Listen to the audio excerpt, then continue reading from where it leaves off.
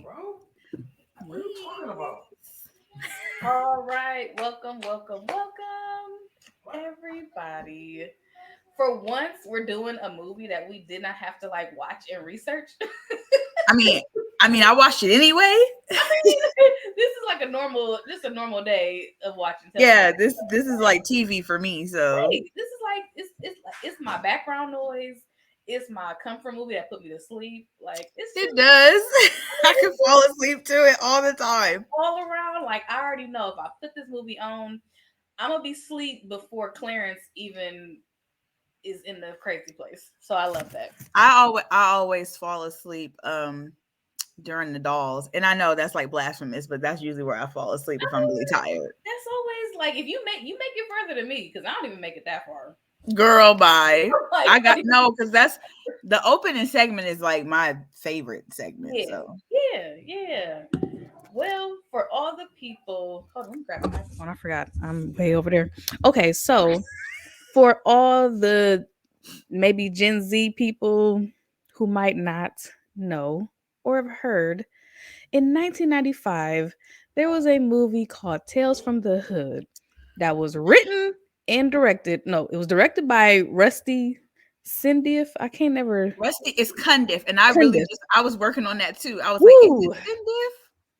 Listen, I've been butchering that poor man's name Since for the years. 90s. Yeah, pretty much. So, yeah, it was directed by him and then written by Darren Scott. Yes, and produced by Spike Lee. Yes, and each movie in this series was so different, but all the original OGs had their hand in it. Yes. You know, it wasn't like it. I mean, they added on like different writers and stuff to do each story, but for the most part, Rusty and Darren were very hands on with it, which I love. So, I don't know much. I don't know too many facts about it. Let's see. It was. I've already got it pulled up. So the budget was $6 million. Box office is $11.8 million. Okay, so that was good. It's 98 minutes. Produced by 40 Acres and a Mule, which is Spike Lee's company, and it is starring Corbin Burnson, who is he plays in the segment. Let me pull up the names because I have them saved. KKK comeuppance. So he plays that senator in the midpoint, but he's also the killer dentist in the movie The Dentist. Yes, I love him in The Dentist. Rusty Cundiff, David Allen Greer from A Living Color, of course. We've got Lamont Bentley, aka Hakeem from Moesha. Paula Jai Parker, Joe Torre, Clarence Williams III playing Mr. Sims. And then you've got, I always forget this dude's name, but I just know him as Junior from the Players Club. Ronnie's brother. Samuel something. Right. And then you've got DeAndre Bonds from The Wood. Yes. So those are our main players. But yeah, you know, this is my movie right here. This was one of like the probably the second movie that actually scared me as a child. Yes. Like, and this movie has aged so well. So well. Like it's aged so well. The rewatch value on it is so high because you literally feel like you're watching it. Like you in it and you notice something new every time, or you just notice like that's the turning point of like let's just call it what it is. It is the Black person's horror movie. Basically. If and not discriminating against white people. And I'm glad it's weird seeing like white people discover this now. Like I see so many like reviews on it now. Yep. But it's like there's just certain parts of this movie that as like a Black person you get and you don't have to have explained to you. Exactly. Every single story. I feel like the one story that doesn't. The movie is definitely very like, you know, it's a Black movie and it's very upfront about that from the opening scene. I feel like the only story that doesn't do that is the boys get bruised. Yeah, because anybody can experience that level of violence as a child. Yep. But other than that, it is a very racially charged movie. Like yes, so many undertones in this movie. Yes, so many. Let's dive in. Yes, so we are pulling up. Well, first thing, the opening scene for me, Lord Jesus, I love it. Like, I love it because it's a skeleton. He got to go to with the gat. with the gat, like, and the gat still got a little bit of smoke on it. So Yes, like, and he got the bandana. yes, like very hood. Love it. I wish I was old enough to have seen this movie in the theater Man, live. Like, I bet yes. it was live in the theaters at that And time. that was like when Black folks still talk back to the movies. So I would have loved to have seen that in the theater. OMG. Like, we would have been having a good time. Yes. Yes. So we pull up, we see this car, car pull up, and we see 3 gangsters. Well, I ain't even gonna say gangsters, but we see 3 bangers. They are clearly bangers. So and this is Stack, Ball, and Bulldog. Yes. Yes. And from jump, they really was apprehensive about going to get the shit at a funeral home. Like, we pull up to a funeral home and you telling me there's stuff inside there that we need. I'm gonna be apprehensive too. Yeah. And they already chiefing. Already. So it's like, okay, the one guy, Joe Torre, his character is like, man, I don't know about this, man. I don't know. And they like, if some shit pop on you that's dead, you kill it. What? He's like, how you gonna kill something that's already dead? This is one of my favorite lines of the movie, is because this movie is why I love DeAndre Bonds. Yeah. Like, I know he's gone off the deep end in recent years and he done been through some shit, but that shit, like, when this nigga was smoking and he was like, that's like refrying some beans. How you gonna refry some beans? Just fry them shits right the first time. Right. Oh my gosh. He wasn't lying though, but it's like, nah, bro, that's not how it works. Yeah, like, I mean, how do you kill something that's already dead? Exactly. But they proceed. The leader of the gang, they never said what they individual names was. So right. I'm assuming Samuel Monroe, that's his name. He's the leader. Junior from the Players Club. Junior from the Players Club. He is like, we is here to get the shit. Gonna get in, get out. That's it. I love how it's called the shit, like the whole movie, because they don't ever want to say what it is. They never do. It's like the shit, just the shit. And boom. Yes, when that fucking shade pops up, and Clarence Williams III, mind you, is a very accomplished actor. One of my favorite movies is Sugar Hill, where he plays the dad. Yes. And he's so amazingly charismatic and creepy. Mm-hmm. He's like a real life embodiment of a Black crypt keeper in this movie. Yes. I mean, he played it to a crazy hair. Yes. He's already sweaty. Yes. Woo, that man, he deserves some awards for that role. And that's probably going to be one of his many known roles. He's had a lot of different roles, but that one is probably, if you stick out and you be like the old dude from Tales from the Hood. Like, my top 3 Clarence Williams is going to be Tales from the Hood, right? Yep. And then it's Samson from Half Baked. Half Baked, yep. And then Sugar Hill. Yep. Because Samson was great too. He was. Oh my gosh, he was great in Half Baked. Oh, just amazing. So great. So yeah, he's there to get the shit. Yep, he scared him. Bulldog, Stack, I don't know which one of them, but he runs into the pole. He runs right into the pole. He tried to get out of there. That should have been a sign right there for they ass to like, nah, don't do it. But yeah, we're done. They try to get the shit, so they don't care. They walking through the mortuary, looking at shit, and somehow, some way, that's how Clarence Williams III. He's during this, he's very captivating to get to reel them in to tell these stories. And as he's walking through, they walk past a casket, and there is a man laying in there. And we see it's Clarence. His name is Clarence. So we see Clarence. That's the first, this movie, just every twist and turn was scary. Because so the opening, whole thing. The rap. This is also an anthology. Don't know if we said that. This is an anthology. Yes. And the wraparound with the funeral home is called "Welcome to My Mortuary." Mm-hmm. We get into Clarence, and that one is Road Cop Revelation. Mm-hmm. So this was a lot. This was hard to digest. This is the one that scares me the most. Yes. It scares me because like you and I are old enough to remember Rodney King. Absolutely. And the Watts riots. Absolutely. We were little, but yeah, it's something that our parents ingrained in us. Like we watched it over and over. Like we watched the riots over and over and over again. As little kids, you don't know what the hell is going on. But to see what our minds would compare these cops beating this man up. So hard. The Rodney King beating incident is something that happened in the 90s. Rodney King was a professional football player. And he stopped playing football. He got pulled over, driving while black. He got completely beat on camera by 5 officers, and they all walked. This is literally the 90s equivalent to George Floyd for people who weren't around at that time. So we've lived through this multiple times. Yep. But I feel like if there was ever a movie that poetically portrayed it in its realism and its rawness,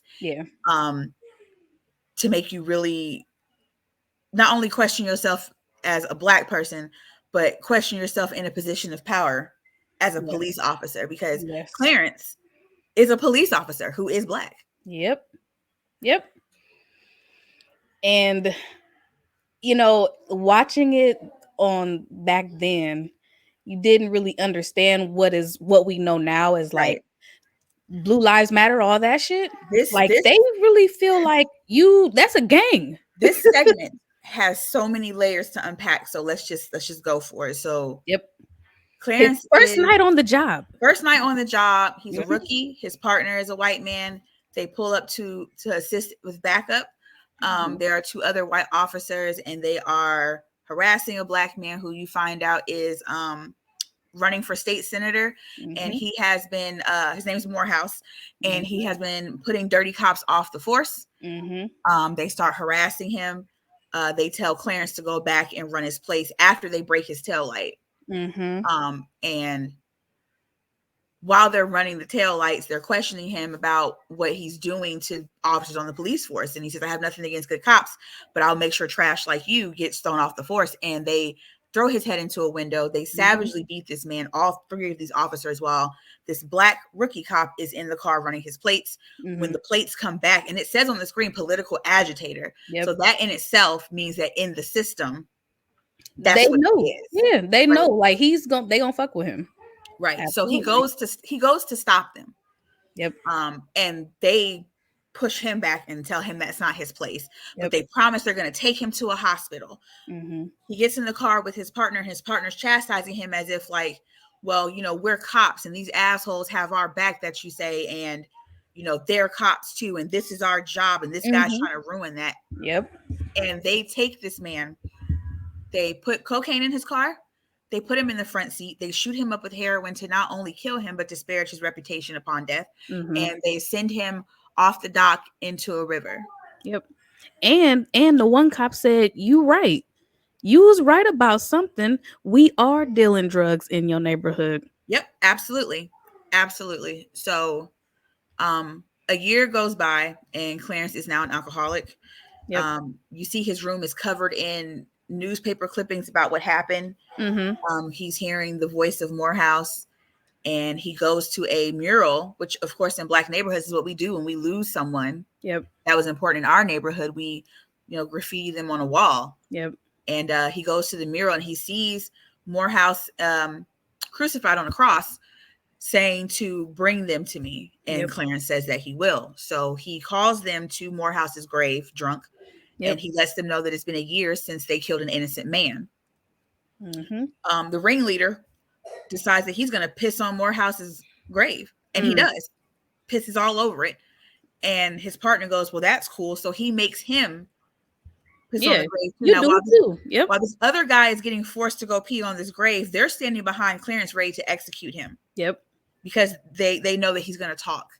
And right when they're about to execute him, Morehouse's hand comes up out of the grave, grabs the cop down, and the grave explodes. the casket comes up and the cop is in the casket with his heart missing, and Morehouse is standing there holding the heart.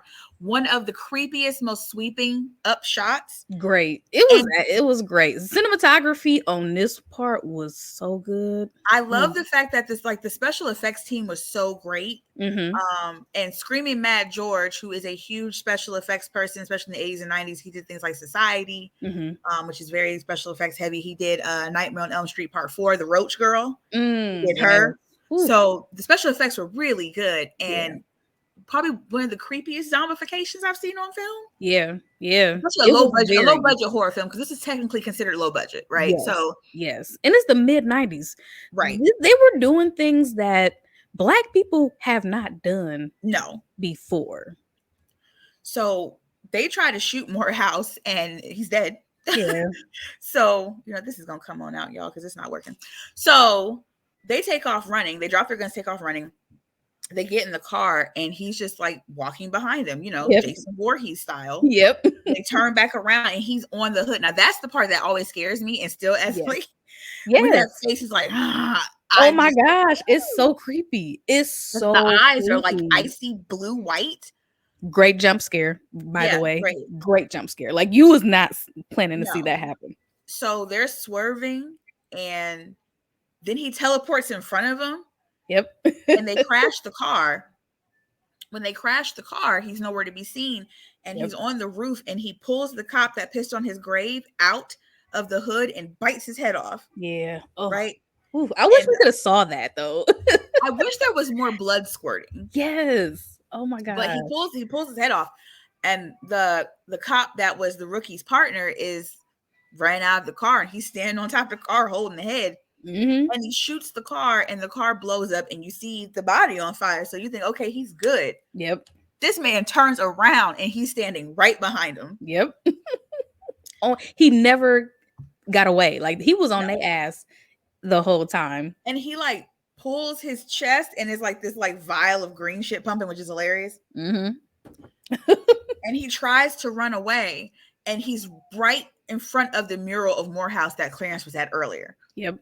So he's trying to run away, and Morehouse telepathically gets all these hypodermic needles to come off the ground and like shoots him up, and he gets stuck to the crucifix on the mural, and he sends one down his throat, and he like melts into the graffiti, which is a great special effect. Yeah.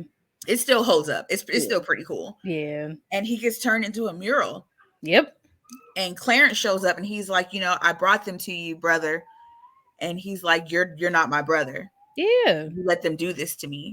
Yeah. So in the end, Clarence gets set up for all the murders, and Clarence is now in a padded room talking to himself, and he is brandished a cop killer. Yep.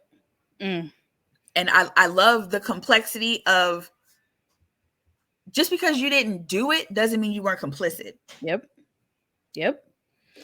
Absolutely. He like when Morehouse said, "Where were you when I needed you?" Yeah. He was right there. You know what I'm saying? Like, there, that's where I don't feel like a lot of people know how Black cops, they have to, like, this is why a lot of people say all cops are bad, because even sometimes the bad cops, they don't do enough. It's such a split situation. Like, my mother-in-law is an ex-cop, right? And one of the most stand-up people I know. But there are cops, especially Black ones, that just go along with the thin blue line, because it is in some respect a gang. And I know that this may lose some people, and if my opinions offend you, I apologize, but I'm a human. This is my experience. I'm from a small town in Ohio. Yep. Do you know what I mean? I've seen a lot of things. I have 2 brothers and a dad. I've seen a lot in my 34 years. And the idea that cops originally are slave catchers. Yeah. That no one ever wants to talk about the origins of the police force. That star that is on that badge used to say slave catcher. Exactly. So that's why do I hate all cops? No, I've been treated very nicely by some police officers. Oh yeah, absolutely. I don't hate all cops, but I'm aware enough to know that there are cops, Black and white, of all races, that don't have your best interest at heart. Nope. And when you go against one of their own, then Yeah, it's you hell. are singled out. Yeah. And you know, like it's a gang. You can literally get shot on the job because you spoke out about something. I mean, how many Yes. cops have we seen on camera of recent years get choked on camera by their superior officer for stopping someone from getting hurt? I think about that young lady that got choked by her chief because she stopped him from beating a man in the back of a car. Yeah. Crazy. Do you know what I mean? Crazy. Like it's wild. Until there's enough, until the majority speaks out, it's always going to be like that. And I feel like this segment alone is why Tales is so profound and was ahead of its time and considered a cult classic now, because it speaks to something that we're still experiencing today. To this day. And you know that Clarence going crazy, Clarence quitting the force, becoming a shell of himself. He was a shell of a man. And then being blamed for those cops' murders just proves you have to do more. Like more has to be done, because the whole system is rotten to its core. So the few good cops that we have that are black, that's not going to be enough. The whole system itself is rotten. So I mean, but I will attest to the fact that I appreciate that now with social media, there are more cops coming forward and telling their stories and losing their jobs and their pensions, but standing up for what's right. So I can't take away from those people either. Yep. A lot of people don't talk about that, about the people who actually, like, they risk their lives, they risk their jobs, their pensions to speak out about a system that is just not right. Yeah. So they were, I mean, that story in itself was so ahead of its time, and it's so weird that we're still seeing it play out. I mean, I told Courtney this evening, because I call him all the time if he's like 10 minutes late. I know it's crazy, but I was like, I suffer from black wife syndrome. Yeah, like, it's a thing. Like if you don't come home, I was like, there's a lot of time between there and here, and I'm thinking if something happens, you get pulled over. Like these are the things that I have to worry about. I have a teenage black son and a preteen black son. These are things that I have to worry about if they're going to be okay. Right. And I feel like this is the one segment, even though the movie's enjoyable. Yeah, this is the most shocking, scary, and realistic. Yes. I feel like the rest of them you can have fun with, but this is the one that like I never can have fun with. Yeah. And I mean, even, you know, we as viewers, we want to see retribution, and we see it, we get it, but it still doesn't take away the fact that they ruined this man's reputation. He was right. He was onto something. They got away with it. Still was working on the force. So them losing their lives still wasn't enough. Yeah, you know, a black man died and another black man took the fall. It is quite sad. And I love Rusty Cundiff and Darren Scott when I was watching. Because I watched a couple interviews today. Yeah. And they were saying that they wanted to cover the spectrum of all types of people on the police force. He said that just as many heroes, there are just as many cowards. And they said they set it up to where the man that initially hit him was the ringleader. And then the guy with the mustache who got pulled into the grave was your follower. And then Clarence's partner was a person that always justifies horrific actions. Of course. Yep. Which I always, I mean, in my mind, I go to those people that are like, well, what did he do? It doesn't matter what somebody did. They don't need to die in the street like a dog. Nobody should decide that. Nobody. You know what I'm saying? I don't care what color you are, what age you are, who you are. Yeah. No one should lose their life, because our country is built on guns. You know, proven innocent until proven guilty. Yeah. And the fact that there are people out there that walk around being judge, jury, and executioner, I'll never be okay with that. Never. But for the ones out there that are good, that are upholding their badge, that do protect and serve, that do risk their lives, we thank you, because we know that it's a very hard job to do. Yes. I couldn't imagine. Like, that is a job I probably would not be able to do. No, I couldn't. I give my mother-in-law all the respect in the world, especially, and she was the first black female police officer in Mansfield. Damn. So I know she heard a lot of shit. And she went through a lot of shit. She saw a lot of shit. And that can't be easy. No, I will never completely shit on cops in general, but I will always point to the ones that are full of shit. Yeah. And that's just how I'm rocking. Like I said, if it offends you, then I'm sorry. But that's just that's how layered that first segment is. Now the rest of the movie, we're gonna have a good time with. But that we had to get that one out the way. because it's too deep. And the, Yep. and the fact that they played Billie Holiday's "Strange Fruit" makes That it so much more crushing. Oh yes, that hurt. And I even as promise a you, kid, I I didn't know promise what that song meant, but Oh, I knew it was something. oh, my dad's was a Muslim, so I knew all about that. But Yeah. yeah, like and like I just remember that TikTok craze like a year and a half ago when they were using that remix of "Strange Fruit," and I'm like, you niggas don't even know. Don't even know. Like that's yeah. Yeah. But we go on to our next part of the wraparound, and Sims is talking, and they're still talking about the shit, and they're like, "Yo, where is it coming from? Where is it at?" And he's like, "We gonna get to that, baby." Yep. You know what I And mean? then we walking on to another casket. And it is like a Muppet on steroids. Yeah. It's just all like bunched.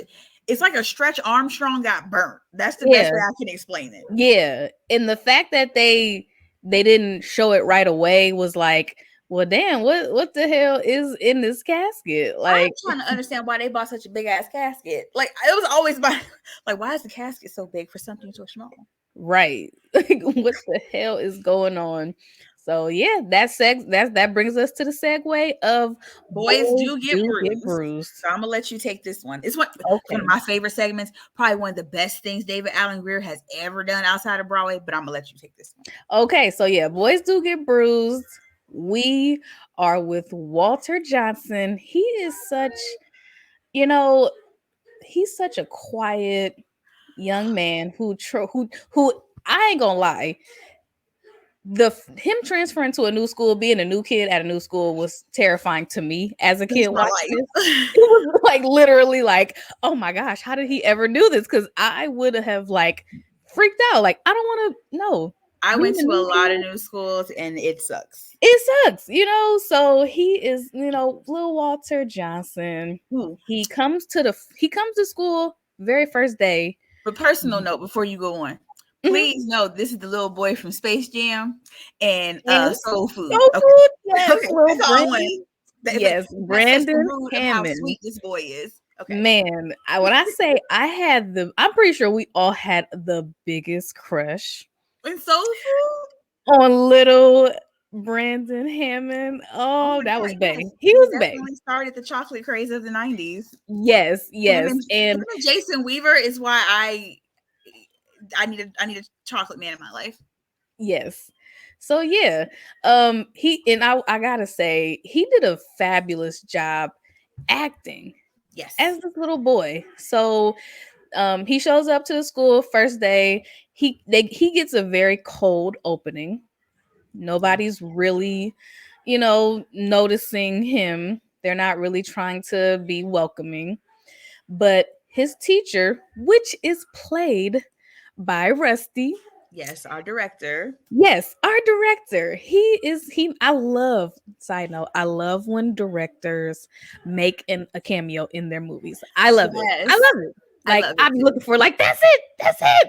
So he's the teacher. And I want to call him Montel so bad. Different movie. Right. And it's funny because Rusty in his own right is such an accomplished actor. Like the fact that he was in School Days. Yes. Like he was on a couple episodes of A Different World. Like he's in a lot of shit. And he was a stand-up comedian. Yes. I didn't know until I was researching. Yes. I didn't know that either. And I was like, what? Right. But it makes sense. They say like people with great sense of humor can make the most morbid material. So yes, I can believe that. So yeah. He plays Walter's teacher, Mr. Garvey, and he notices the bruises. Yes, because he got jumped by that big head block boy.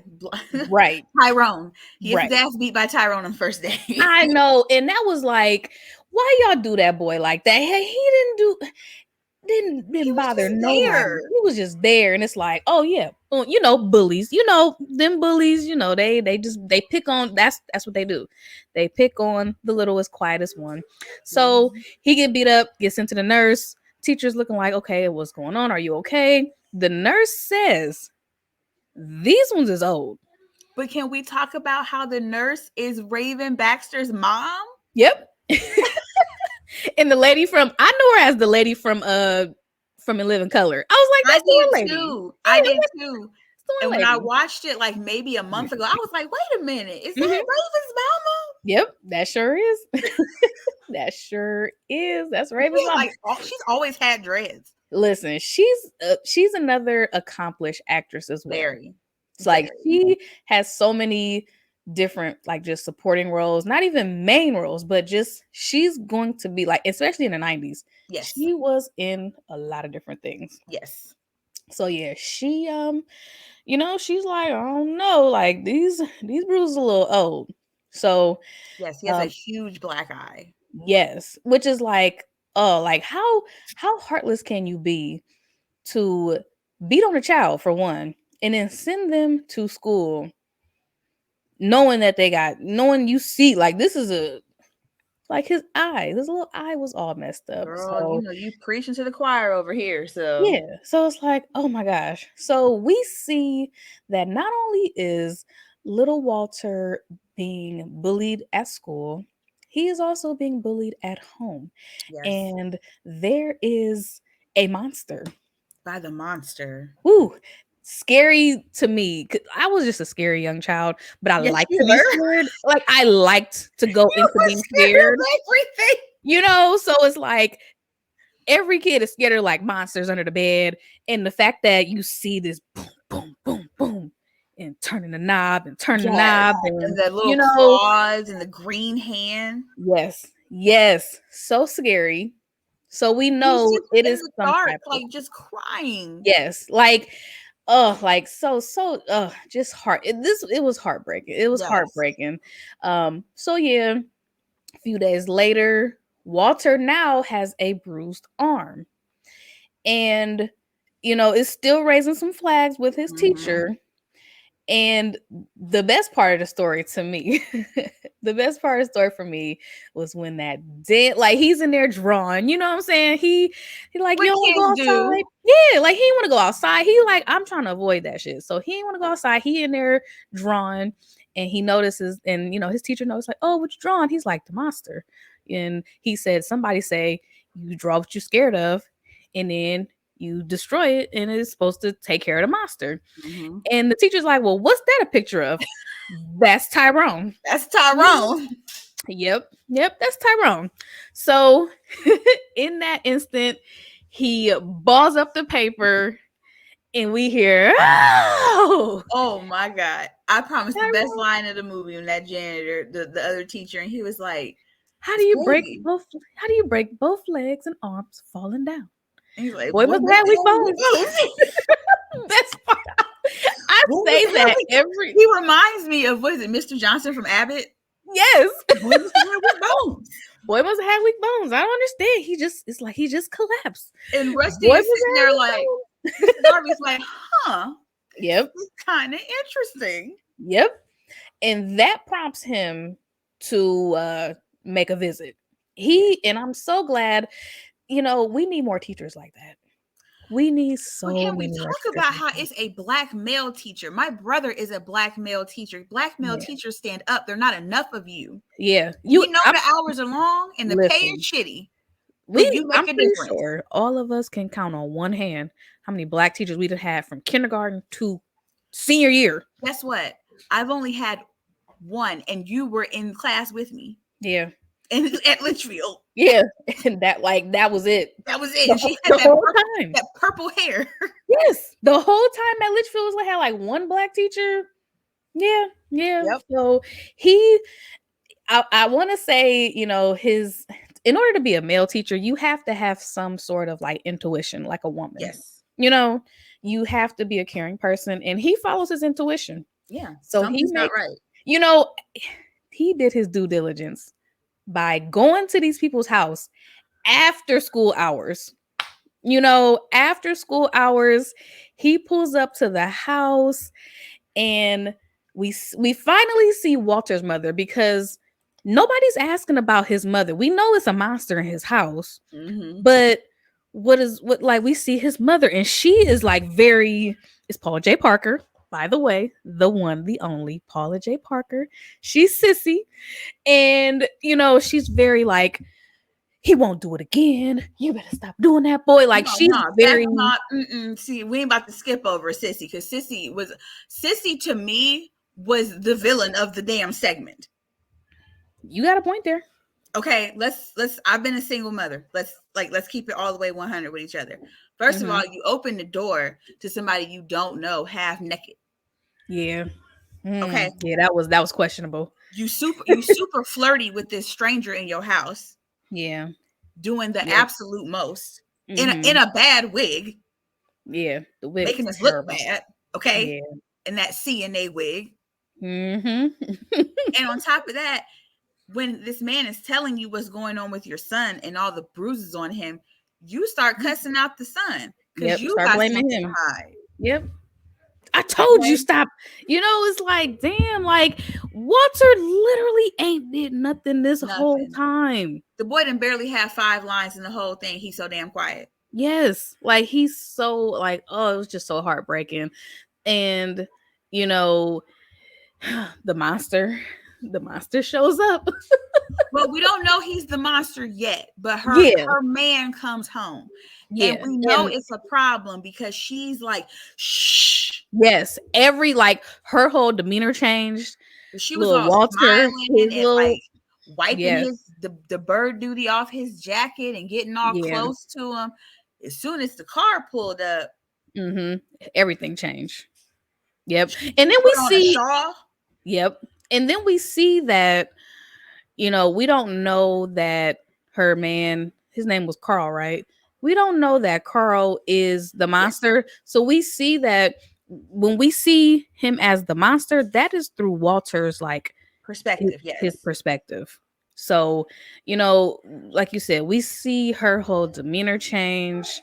He then showed up and he's already defensive.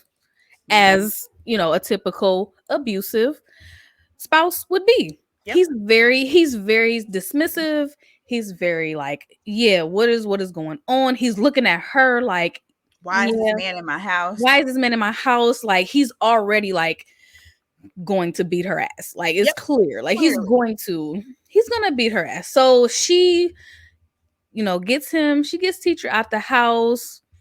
He's walking away. Mr. Garvey, like I said, he did his very due diligence because and you know, this is how you know the man wasn't shit. This is how you know Carl wasn't shit. He couldn't even wait for that man to get to his car, pull off, get down the street before he proceeds to beating Sissy's ass. Well, the way he was talking to him in the kitchen when they were having something to drink. And he's like, you know, he's fixated on this monster. Yep, that drawing. Showed him the picture. Yep. And he was like, I will have a talk with him. And he's like, well, I don't see how that's going to help. And he's like, I said I will have a talk with him. Sissy, can you show him out? Like, it was quick. Yes. Tension. It was so like the tension. Ooh, it was rough. Literally, he's walking to the car and he looks up and he sees the monster in the window. Yep. So yeah, he as soon as Sissy closed the door to walk him out, she turns around, boom, punched dead in her shit. Which I am like, that's hard. Like that kind of domestic abuse really bothers me. It bothered me as a kid.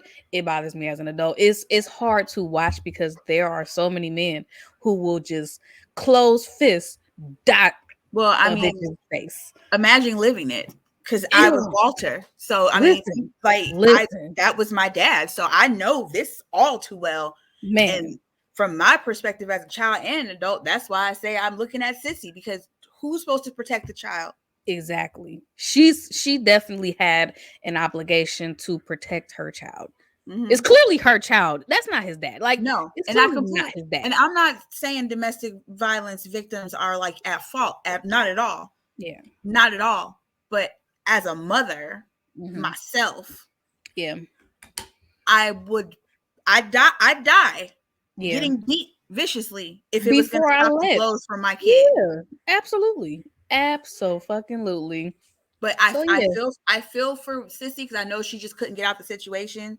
Yeah. But I just hate the fact that it was at Walter's expense. Like, I empathize solely with the defenseless child, because I was that defenseless child. This segment always triggers me. That's why I said you go ahead and have it. It always it puts me in a space of where I was as a kid with my own father. And I promise you, being that kid and going to school having to wear turtlenecks every day, it's a horrific experience. Yeah, absolutely. So yeah, Sissy get clocked right in the face, and Walter, you know, oh, the boy, the boy is just. But do you peep the scary shadow when he walks in his room though, and the shadow is actually the monster? Yes. Because when he rolls up his sleeve and it says monster across his arm. Yep. Like, that's some scary shit. And his voice changes. Man, that's some scary shit.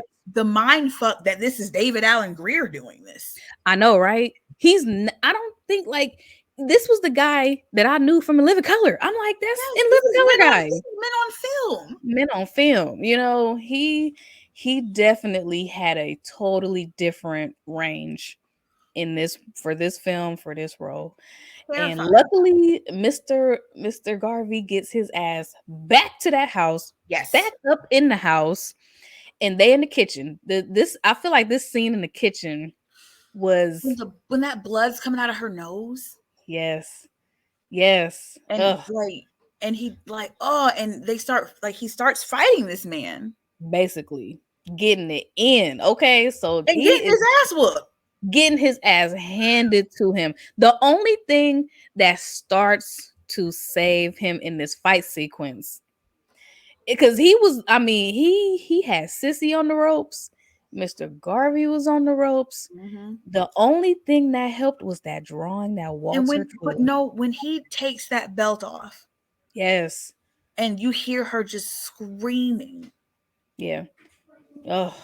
This is like aside from Enough, this is probably one of the worst depictions of domestic violence that I've seen on because I can't watch stuff like that.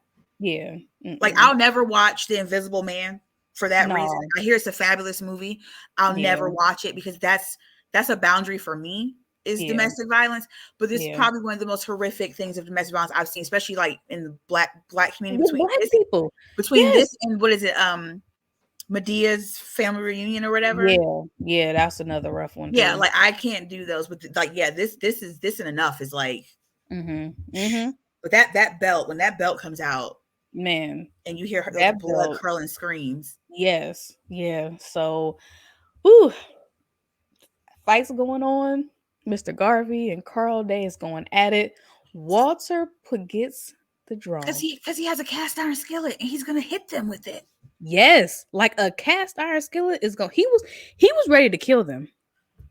He was ready to, like, I feel like if we got any type of backstory, I've made up a backstory for these people. So I feel like I've made up a whole backstory for these people. So I feel like Carl had been beating Sissy and Walter's ass for a good hot minute.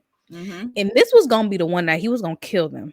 Which is probably he was going to kill them Walter and kill himself. Probably why Walter went to so many schools. Yeah. Yes. See, it's all starting to make sense. Yep. So yeah, Walter pulls out his drawing of the monster, and soon as he got the iron cast skillet cocked back, Walter folds the paper. And I mean, this was great. This is when it gets a little comical. Yeah, this is when it gets a little comical. Yes. It absolutely for such a tense scene, it just gets like straight to the comedy. Yes. So boom, he folds the arm back. His arm goes back. And Walter is like a bendy straw. Yes. And then Walter sees what he's doing and he gets like empowered. Like, yes. So he starts twisting shit up. And is David Alan Grier, so he is lit, like he starts to be funny right there. So because he should have been dead, like he should have died. Because when he starts twisting him, he folds the leg and then he starts like twisting around. Yeah, so then he's curled up in a ball. Like, this man is in a ball on the floor, it's like a pile of clothes, just with his head sticking out like this. Yep. Oh my gosh! Finally, Sissy gets her strength. She gets her strength, she gets her ass up, and she Mhm. steps on the paper, not And on him. you see the blood come out his mouth. Yes, yes. So I'm like, oh my gosh. And Mr. Garvey, he's got his strength up too. I feel like they're just looking like, what are we seeing? Exactly what we seeing? How do you wrap your mind around that? Exactly. And the final step to getting the monster is burning it to But a crisp. he's on the floor in a ball, y'all, like crumpled up like a water paper, and Yes. he's like, "This ain't over, bitch." It's like, "No, nigga, it's over." Like you clearly, It's it's over, over. sir. Like, is he supernatural at this point? Because like he's lit like it's just like a bendy, like you said, like a bendy straw. It just got bent the hell up. He gets burnt. It literally looks like chewed bubblegum in a pile of clothes. Literally. And the fact that somebody decided to take that corpse, that mangled ass corpse, and put it in a casket. You know what? Like Mr. Garvey turns the stove over and he's like, "You know what to do," and they burn and they watch him burn. Yep. And you fade back to the casket. And my thought is always, why is the casket so big? And who paid to bury him? Who? Those are always that nigga would have got buried in the backyard. You feel me? like how would you explain that to a coroner? Because that means a coroner had to come pick up the body. Yep. They had to do an autopsy and then turn him over to a funeral home. How did that's the story I want. How did that happen? Exactly. Like he didn't have no clothes. It was just a burnt, mangled corpse. That's it. Like it was wild. Like just wild. That was a wild time. But we see back, once we see back in the funeral home, they looking at this shit like the fuck. And that makes one of the dolls fall. Boom. Segue right in, like the segues into the different stories was amazing because that was such a good segue. They looking like the fuck. Boom. The little doll falls. This segment.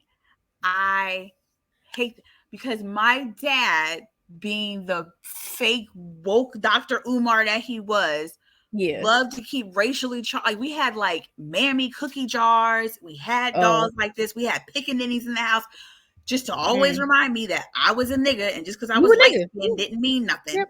Okay. Yep. So I grew up with all of these images in my house daily. So I hate these dolls. Mm-hmm. So. All right, well, I'll let you take it away. Ooh, okay. So this is KKK comeuppance. Now, when I tell you this is the segment that gives me the most glee. Yes. Right? It's like I was happy. I hate these dolls. Yeah. So his name is Duke Metger, and he is like, he's like in the Klan. This is what it is. He's a senator. He is a descendant. He has to be a descendant. He's a senator.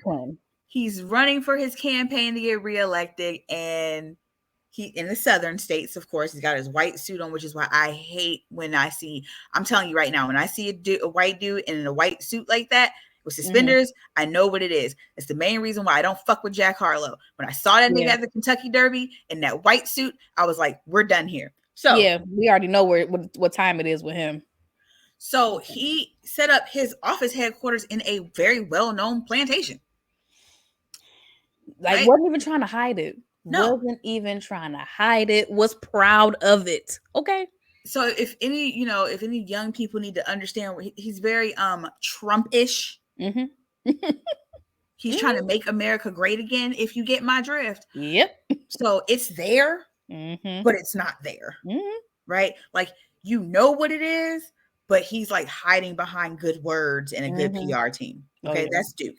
So there are Jewish people and Black people picking outside the plantation. And there's like the old Black guy that's like, the dolls aren't going to let him rest in that house. He needs to leave.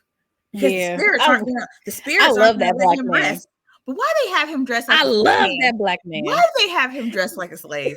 I know, right? Like, come on. They got this man still dressed like he is a field nigga in 1918. It's a hat.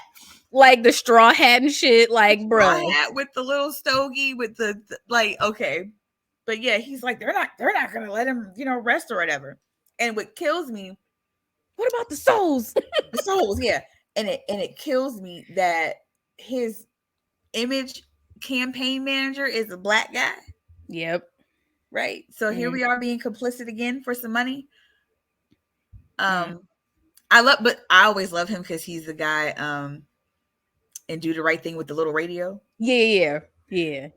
Right. And he's also the gay hairstylist from Poetic Justice. Yes. I love him. He has quite a long resume too. Yes, Lord. Roger, I think it's like Roger Guinevere or some shit like that. Oh my God. But yes, he has a long. He is trying to help Duke like clean up his image, and Duke is saying all of this racist shit. And he's like, if they spent more time looking for a job, we could get rid of welfare. Right. And I mean, this man, his campaign manager, his campaign manager really just like when he makes the jokes about the spooks, I'm like, do you know that you're black? Yeah. And it's very like, oh, well, you're not one of them, Rhodey. Yeah, you're one of the good ones. Yeah. Oh God, like if they would have had him like pat him on the head, it would have put the icing on the cake for me. Yes. But they're like, going over like, his PR stuff, and he gives Duke the camera so he can film him and how he should speak and carry himself. And he trips on something and he falls down the stairs and breaks his neck. He just like seems to just fall out the blue, like over his own feet. Just falls and breaks his own neck. He was like, whoa. Yeah. Like it was kind of funny. He fell in slow motion. Duke is filming him. Yep. So Duke goes to the funeral, and the reporters are asking him, like, well, do you think it's the curse of the house? And he's like, they're like, you're going to get spooked. And he's like, he's about to make a joke about spooks, which if you don't know, that is definitely racial slang for black people back in the day. So call them spooks. Yep. So he's an ex, quote unquote, ex Klan member, ex Grand Wizard, whatever. Yep. So he's like, the only spooks that scare me are you spooky reporters. Like he cleans it up like real good. He cleaned it up. He was good. He was good with that. And he gets in his limo, and that doll is there. Yeah. And he sees it and he tosses it out the window. Mm-hmm. Okay. Fast forward to that evening. He's drinking. He's in his office and he's watching that tape of Rhodey. Mm-hmm. And he looks and he zooms in, and that same doll that was in his limo was beneath Rhodey's feet when he fell. Yep. Pushed him on down the stairs. Right. Tripped right over him. I mean, good. One thing I can say about these dolls, they were very efficient. These like the souls, the doll, they were very efficient with getting to the point of getting it done. So he looks over because there's this big mural of the one of the slaves that died in the house, the old lady in a rocking chair, and she made all these dolls for all the people who didn't survive the plantation. And he notices that like one of the dolls is missing from the painting, and it's that same doll. So then the doll starts like trying to attack him. Yep. And he is chasing him through the house, and he's trying to get away, and he beats the doll with the American flag. Message. So he takes the doll. I'm sorry, I had to because it really was. Message. Okay. So he takes the doll and he like puts him on a target, and he gets his shotgun and he like blasts the doll apart, the head, the body. It's done. It's over with. He's like, whew. Yep. Good. He starts like calling everybody niggers and woo, that was off. Yes, he was going the hell off in that house. Oh my gosh. He goes to the painting and he hits the old lady in the painting, and it starts to bleed. Yeah. And then he hears something outside the door. And he goes to investigate, and the doll's like, hey, bitch, I'm still here. Yep. You still alive in this bitch. And the dog starts running down the hall. Now, mind you, this is like all stop motion.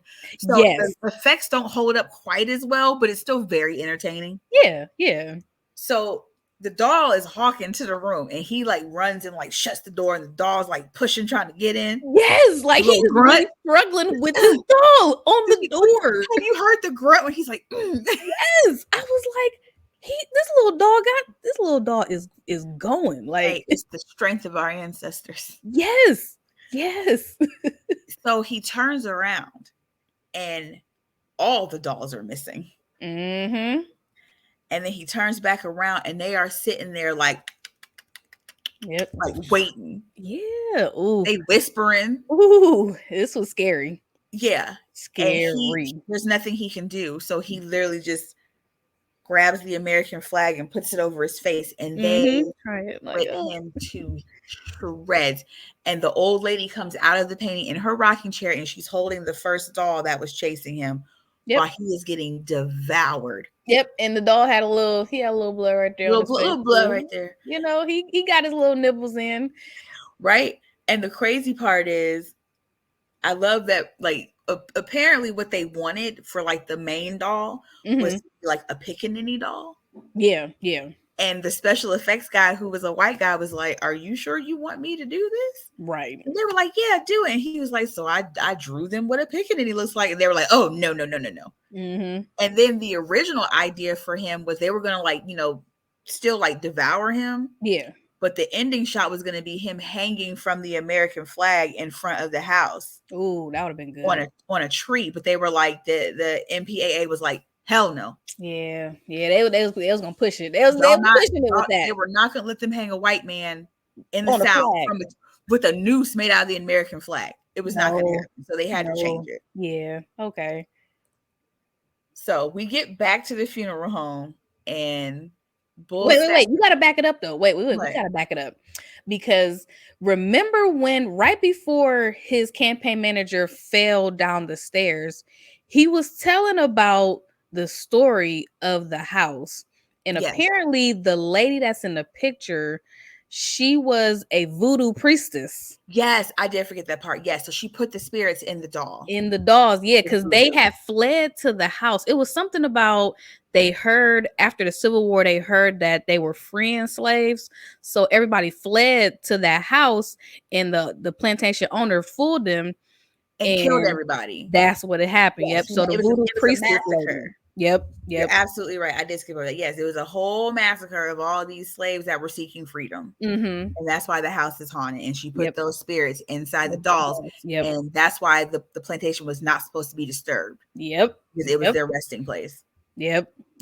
So it was very, very satisfying. Out of all the stories, this one was very satisfying. Yes. I love to see this white man get devoured and basically they ran him crazy because seeing him run through the house talking about I'll kill you all, you little nigglets. Like he was losing his shit. Cause I'm like, why would you be there by yourself? Like it was just so many red flags that it's like, first of all, you in this haunted house. This black man from the 1870s is telling you get out the house. Like your campaign manager dies, this damn freaky ass dog. Someone will tell you to get the hell out of the house. That, like he was fueled by pure hatred and racism that he was going to prove that he belonged there. Yep. And that is so satisfying. It's funny because a lot of people, and I've seen like Reddits about this because I'm that weird person that would just click on something random. Yeah. And so many people would be like, I wish I wouldn't have got married at a plantation. It feels like my marriage was cursed. And it's like, well, yeah. I can't feel too sorry for you if you got married in a plantation, girl. Like I'm glad it looked good on Pinterest, but maybe not the best idea. Right. Let's say it's your fault. It's your own fault. But yeah, we get back to that damn funeral home. Oh my God. And like they're over it. They like, can you please just tell us where the shit is? Yep. And this is when we get the shit. Yep. The shit. Yes. It's almost like he was remembering, like, oh yeah, the shit. Yeah, like he really played like a senile old man. And he's just like, oh yeah, the shit. He like remember like the shit. Right. And they're about to go get the shit, but then like Ball stops and he's like, hey, y'all niggas see this over here? Yeah, he like, oh shit, y'all ain't gonna believe this. You ain't gonna believe this. And it's another dude in the casket. He got his flag on, right? He got the chain. And Sims is like, oh, did you know him? Mm-hmm. And one of them was like, yeah, we knew him. They was like, nah, he just a nigga we knew around the way. Right. Okay. They all looking like this. Mm-hmm. Suspicious as hell. So then he starts telling the story about Crazy K, and this one is hardcore convert. And all I'm gonna say is R.I.P. Lamont Bentley. I feel like this man should have done more shit like this because he was Crazy K. Yeah, this was another one that has some layers. He was a far away from Moesha. Yeah. I tell you that. Yeah, this one has some layers to it because I feel like Jerome, Crazy K, they showed him as the epitome of every gangbanger, drug dealer. Like he was America's worst nightmare. Not even America's worst nightmare. Black people's worst nightmare. Yes, the layers of the black on black violence in this one. So much to unpack, and he just didn't give a fuck. Like, if there was I don't give a fuck characters, it's Old Dog and it's Crazy K. Yeah, absolutely. Nothing redeemable. Nothing redeemable. Just did not give a fuck. From beginning to end. And yeah. He's driving down the street, Crazy K. You know, he driving, listen to that creepy ass in the low. Yes. Oh my gosh. Like he riding through the streets of what I assume is LA. Right. Riding through the streets, you know, his face that I couldn't get over sideburns. The fucking K in his head. Like now, it is weird to watch because it's Hakeem. Yes. To see Hakeem, like Hakeem, another beautiful chocolate man who I crushed on. Like, what are you doing? What are you doing here? Like, you're supposed to go to college. Like, what is this? Exactly. This would be Hakeem if like he didn't live next door to the Mitchells. In my mind. And he went down the wrong path. Because his mom was always at the Magic Johnson Theater. Yep. So yeah, Crazy K he riding down the street. He sees somebody that clearly owes him money or something. No, it was rival gang. Rival gang. It was a rival gang. That's what it was. Yep. So it was a rival gang. And you know, he did what most men back then did. Pulled up on this fool. He gets to badgering him, pulls him out the car, shoots him. People come out the house. We don't see who these people are, but these people come out the house. The police seem to fly up quick as hell. And it's Ricky Harris. He kills Ricky Harris. Basically. Yep. Like I did not know for like the longest time that was Ricky Harris, probably like 3 or 4 years ago. Oh yeah, me too. Cause I was like, he looked familiar until I started like doing a little bit of research, and I'm like, well, I paused it. Yeah. Because the shot of him getting like killed is so quick. Like he gets hit and hits the ground. Yeah. So you don't see him too much. But if you pause it, it's him. Yep. So yeah, the police pull up. The other people that's in the house pull up. They come outside. A back and forth. You know, they have a shootout right then and there. Crazy K gets shot. He gets arrested. He still is like, I don't give a fuck. As he's bleeding, as the police is handcuffing him. So he's like, I don't give a fuck. We fast forward 4 years later, and Crazy K is at this facility. It looks like the house on Haunted Hill. Well, I'm not gonna lie. Prison for 4 he's in prison. Yep, right? He's in prison. And he gets found by the doctor who's doing like, radical experiments or rehabilitation. Very Clockwork Orange. What bothers me, how is the case still so fresh in his head if he's been there 4 years? Exactly. Somebody tell me, please, in the comments. Tell me that, like, I've never been to jail. Did he like make a shank and keep the K crispy? Like, I just need to know. Exactly. I was like, what? Like, I needed answers on that. But the another creepy, not even creepy, but I can't explain it. Him being not cellmates, but he's right next to that white man. Yes, when they take him to the facility, he's next to a neo-Nazi. Yes. Aryan Brotherhood. Yes. That conversation with them.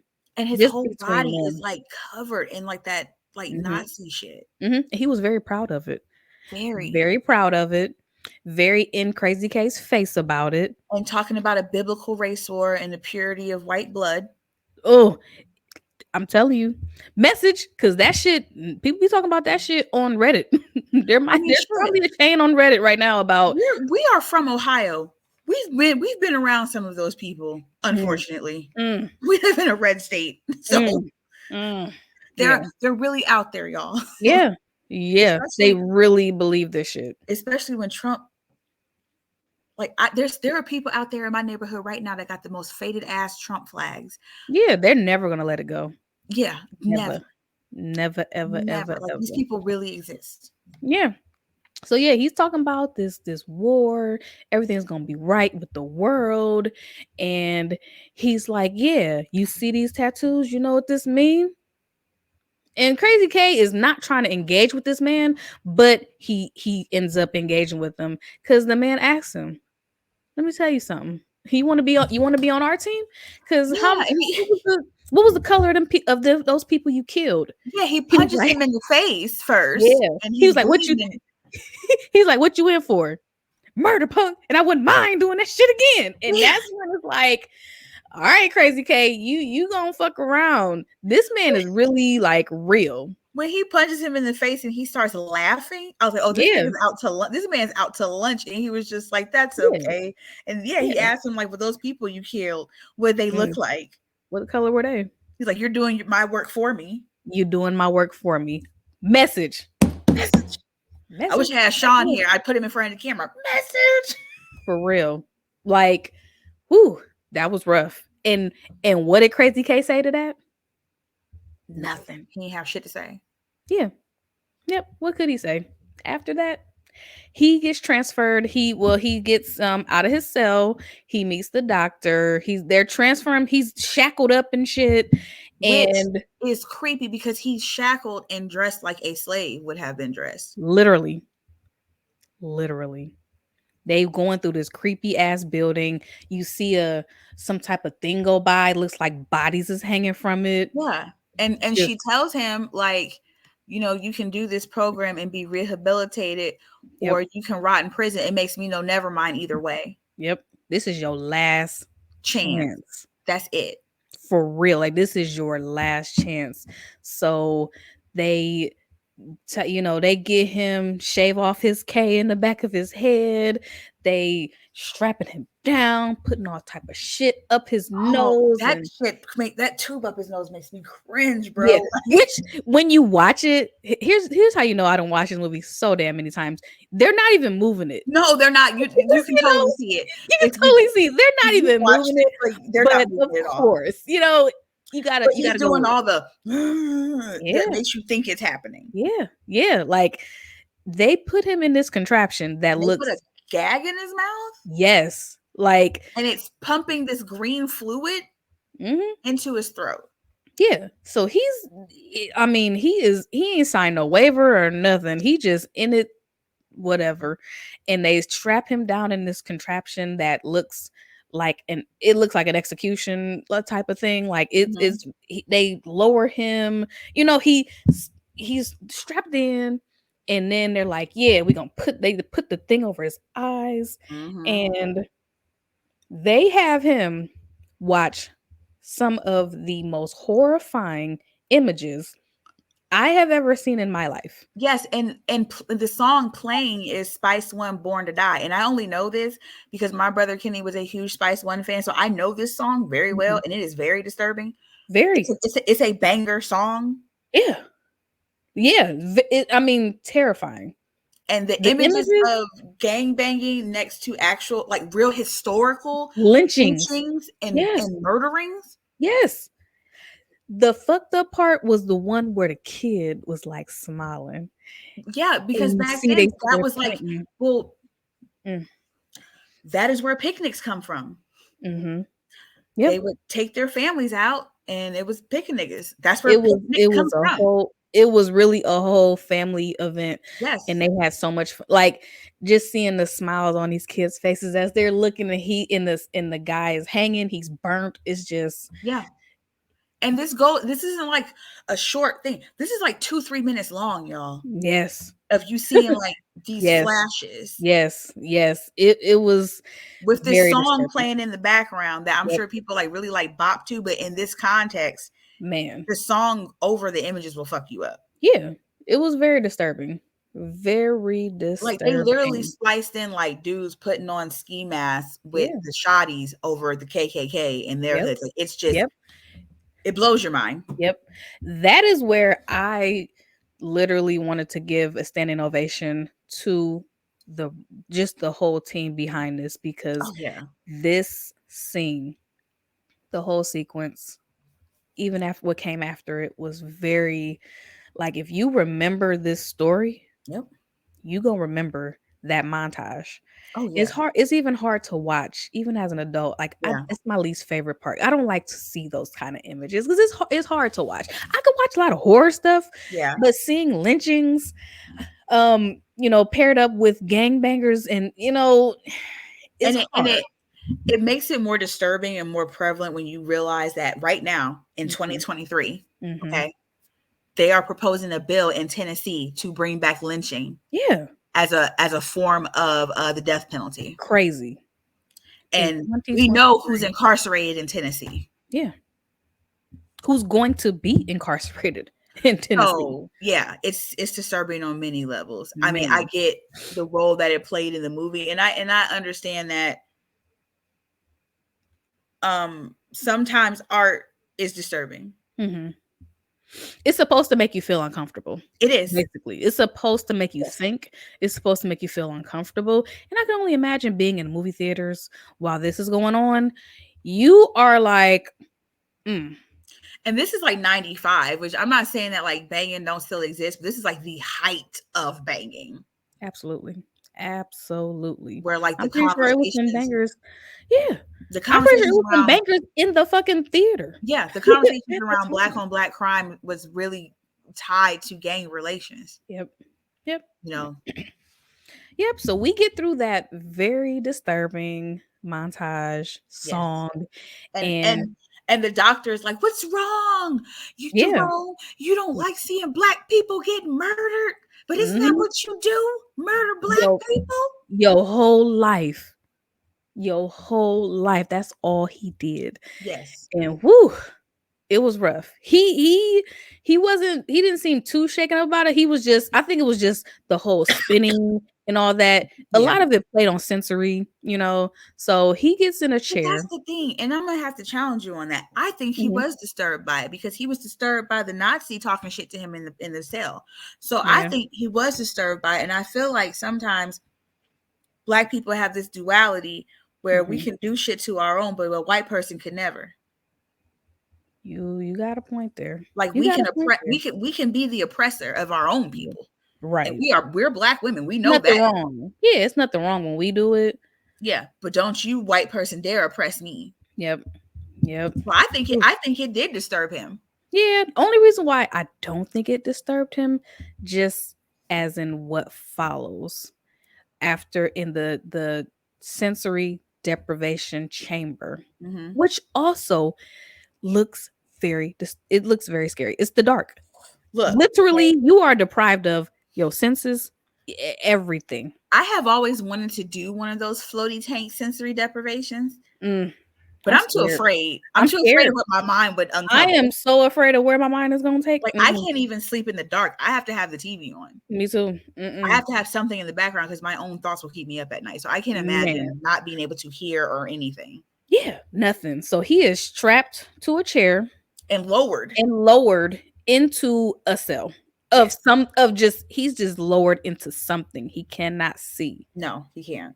Cannot see. So boom, boom, boom. We start to see some lights flashing on and off, which kind of fucked my head up a little bit. This movie, this segment in particular is very strobe light heavy. It gets very flashy during the montage, and this is very like strobe light during the sensory deprivation, which is a part of sensory deprivation. I guess therapy for some people is the flashing lights. I don't know how, but if you have any type of like sensory issues, skip over this segment. Just read about it because it is a little it's a little hard to take Yeah. once once characters start showing up. And So, don't watch it while you're tired either, because it fucked no, me while I was sleeping. yeah, and don't watch it at like in a dark room either, because that also kind of like Yeah, it'll fuck with you. fuck with your eyes a You little got bit. if you got bad eyes, Yeah, just be careful.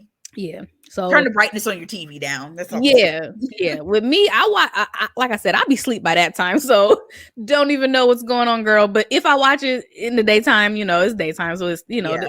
it don't fuck with me too much. But we see lights flash and everything. People start to appear in front of Crazy K with like their heads shot off and shit. Yeah, and the main reason they want to know is why. That shit was wrong, man. Yeah. I was like, after a few people start showing up, I'm like, damn, Crazy K, how many people you killed? He had a whole group. Like, he had a whole damn near like a the first guy pops up and he's like, would you? He's like, oh, we ain't spoken a long time. That's right, because you killed my ass. Right. And he opens up his jacket and he got the bullet hole and he's like, you was coming up short. I couldn't let you just rip me off. Yeah. And we see that, and that's why I feel like maybe the segment of the disturbing images didn't fuck with him too much, because he still had a reason. And then like the 3 more people show up and they're like, you just came down the block and started spraying. That's it. And he was like, this shit was wrong, man. He was like, we ain't even the ones that killed your homies. Yeah, he's like, we was just playing ball. That shit was wrong, B. Yep. So more people start showing up, and Crazy K still is not even. And then we get that little girl, and she's like, I was just playing in my room. Yeah, that was heartbreaking. I almost come to tears every single time on that part when that little girl comes and she's like, I was just playing in my room. Yeah, she's like, what did I do? I was just playing in my room. And he says, I'm sorry, little girl. And then he says, but a bullet ain't got no name on it. It's like, you were almost there. Yep. He almost was like it was there. Almost, but he was like, a bullet ain't got no name on it. Yeah. You just at the wrong place at the wrong time. How was her room the wrong place at the wrong time? It was you, nigga. You was at the wrong. Like 40 people show up behind them. A whole group. You don't even talk to them. They just there. It's you could hear background noise. It's a whole bunch of noise. Like filling up with people. And the doctor shows up. Yep. Like, are they saying something you don't want to hear? Mm-hmm. And she gives a very powerful speech too. She gives a whole speech too. And if I had to think of a backstory for Crazy K has some we know he had a fucked up life. But when he says, what about my nightmares? And this is why I feel like this movie is so brilliant, because if you draw a distinct line between Boys Get Bruised to Crazy K, it is the most straightest line ever, because that is how that happens to people. Yep. Literally. I can tell you from experience, the path that I walk now is much different than the path that I walked back then, due to just being loved by certain people in my life who wouldn't give up on me. Right. Because that type of violence just births that type of violence. It multiplies. And in Crazy K, I feel like that is how, he knew what he was doing was wrong, and it was fucking him up. But in order to get over it, he would just kill somebody else, and the cycle would just continue. Nobody cares about me. I don't care about me, so I don't care about you either. Yep. So Crazy K is just, he's like, and he was almost there too at that point. Almost there. And then he breaks out of the chains. He breaks out. He grabs the well, no, he says, let me out of here. And she's like, nothing's holding you there. Oh, yeah. So he's like, boom. And he had a chance. To try to get it right, but he grabs the girl, the assistant. You know what I'm saying? The assistant. And she's just still talking to him like, Jerome, you ain't gonna get another chance. Yeah, this is it. This is it. Change your life today. Today, right now. And what does he say? I don't give a fuck. I don't give a fuck. And we see that he's in there. He's in this I keep want to say sleep deprivation, but he's in this deprivation chamber by himself, holding saying on to nothing. nothing. I don't give a Nothing. fuck. I don't give a I don't fuck. give a fuck. I don't give a fuck. And we see that is everything we've seen is a dream, In his because head, Crazy K is laying on the pavement saying, "I don't give a fuck." saying, I don't give a fuck. I don't give a Bleeding. fuck. Yep. And they said, and who these mysterious figures above him, these mysterious figures above him, who don't give a fuck either, nigga. Like, blast his ass to oblivion. Yes. And that's how it ends. And you know what? It's always funny to me, especially now looking back on it as an adult. Clearly, the way the doctor was dressed, the way she carried herself, and the way things unfolded, that was God trying to give him a chance. Because she's in all white the whole time. Absolutely. And if we go based off of like our culture as Black people and how Jesus has been interpreted to us, Jesus had, you know, skin of bronze, hair of wool, and she had dreads, right? So in my mind, how way I interpret it is that was God, which I've always said that we said God's a vengeful God, right? If you believe in God, that God only helps those that help themselves, shorty. Like, that could have been a divine intervention, right? From God. That could have been his moment where God could have intervened, but he did not deserve another chance. Like, he just didn't. Because, you know, if we're going off of Christianity, right? When you are dying and you are going to that place, you're supposed to repent, and he did not repent. Nope. He did the opposite. That's how I always took it, is that was his moment of repenting. And he didn't take it. Yep. So we see that is how Crazy K met his demise. And at this point, Stack, Bulldog, and Ball, they are like, we have had enough. That last motherfucking story just wasn't funny. That wasn't and they pulled the gas out. All right, old man, that shit's not funny. Yeah. And and my boy says, because you know we the ones that smoked his ass. Yep. Because he so it's like, now, and that's when they're revealed. Back then, you could not see their faces or their silhouettes. You just saw three people. Now with digitally enhanced 4K, when you watch it now, you can see them clearly. You can see them when they walk out the house. You can see them sitting over him, but shirt, then, all of that. Yep. You see, I've been watching. Yeah, because back then when the movie came out, like the actual like VHS and shit, you could not see them. Whatsoever. Yep. So now they fed up. Like, you gonna tell that we did the shit. Yep.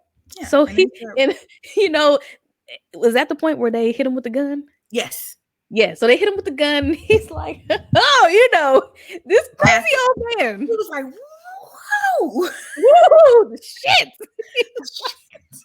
I was scared. That was another moment. I was like, I am scared of this old man. Y'all better get out of the house. I just noticed this like the last couple times I watched it. And I only noticed it. Shout out to James A. Janice from Dead Meat, because I love his kill counts. And he kept saying the shit, the doo-doo, the pippity pop, but I wasn't catching on that he actually says that shit in the movie. Yeah. He goes, the doo-doo, the pippity pop. Yep. Oh my gosh, it's such a, and you know, I'm just like, at this point watching the movie, I'm just like, whoo, all right now. You've already been on the ride, so you know, like, this is it. Like, it's going crazy for me. They are going, he leads them down these stairs. Literally, it looks like he's leading them to hell. I'm just gonna, like a crypt. I don't understand, because I'm an observant nigga, is why they didn't see this man. He didn't turn on not nan light, but he was doing this and the lights was popping on. Literally a string. He didn't hit a switch. He was just going. Yep. And they just lighten up. And the room that they are in looks like Tales from the Crypt. Like, it looks like a it looks very scary. Like, why would the shit? Now, as a Black person, come on. We supposed to be observant. We supposed to be observant. Come on now. Give me an amen, church. You know we not following people if shit don't feel right. It's bad enough you're in a funeral home, but now we're following you after I'd have attacked you, and you don't seem fazed by this. That means you got something for my ass downstairs.